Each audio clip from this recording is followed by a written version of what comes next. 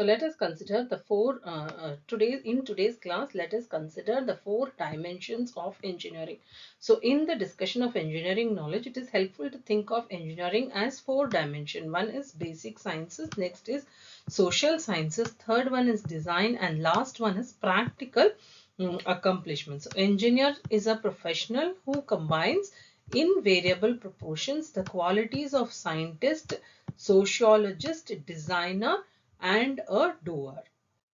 So now we will see each of these dimension of engineering in detail. What does it imply by the dimension of sciences? It means considering engineer as a sociologist. And what about basic sciences?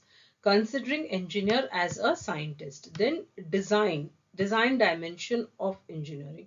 Considering engineer as a designer. And what is the practical realization aspect of engineering? Considering engineer as a doer. So engineer is a sociologist, engineer is a scientist, engineer is a designer, and engineer is a doer. So as an engineer, he must be able to perform all the four activities. So let us start with the first dimension. So what is the first dimension? It is the dimension of basic sciences. As we have already seen, basic science is study of nature, what is available in the nature. So this dimension is inspired by basic sciences, views engineering as application of natural and exact sciences, stressing the values of logics and rigor, and seeing knowledge as produced through analysis and experimentation. So this knowledge, this dimension of science refers to studying what is already available. Natural. We are not trying to change what is already available, but we are going to study, analyze, experiment what is already available. So research is the preferred modus operandi. What is meant by research? Researching, searching again what is already available. So it is the preferred modus operandi of this dimension, because we need to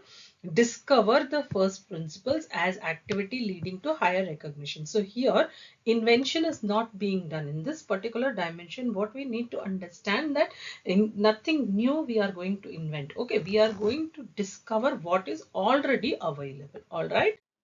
So now let us consider what is this dimension. So this is the dimension of social sciences. And why is this dimension important? What is the significance of this dimension? Let us consider in detail.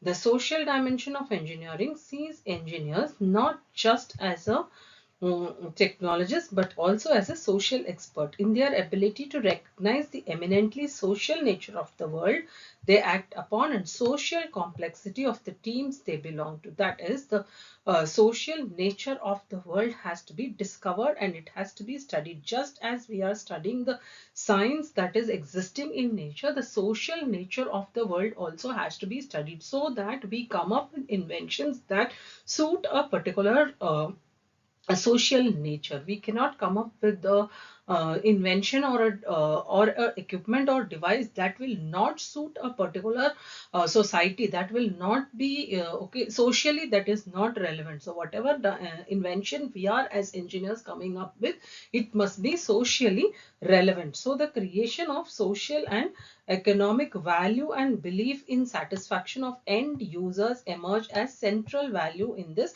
dimension. Now, what is the use of this dimension, or what is the need for this dimension? Without knowing the needs of the society, if the engineer starts building equipments, devices, tools, then definitely it will not be able to satisfy the end user, and the demand, or the how do we say, as we have seen in the closed loop manufacturing, as we have seen in the product life cycle, the demand will be decreasing and decline stage will start as soon as the product is introduced. So this is a very important aspect, and it is one of the very important dimension of engineering. That is the dimension of social sciences. This should not be neglected as an engineer. The engineer must have the ability to decode the societal needs of a particular society or a particular geographical location. So that is very, very important. So the next one is dimension of design. So what does this imply? This sees engineering as the art of design.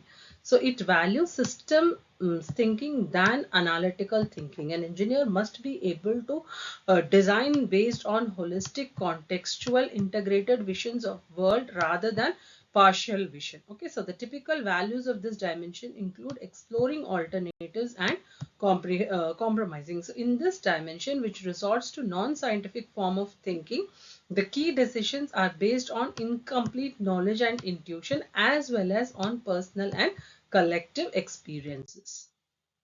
The last dimension of engineering is practical realization. So this is one of the most important dimensions of engineering, and it is considered as the fourth dimension or fourth mode. That is art of getting things done, valuing the ability to change the world and overcoming complexity with flexibility and perseverance. So these are two most important aspects that an engineer must have when he is working on a project. Flexibility must be there. He or she must be able to change the design, make it more flexible so that it is in an adaptable form. At the same time, for example, the first time the design is not working, the simulation prototype is not working, they have to again redo or remodify, and they should have perseverance, because as we know, before giving up, there is a saying, before giving up, it may be the last key that opens the lock. So we may have tried 10 number of keys and we may think of giving up, but you have to try one more time, because the 11th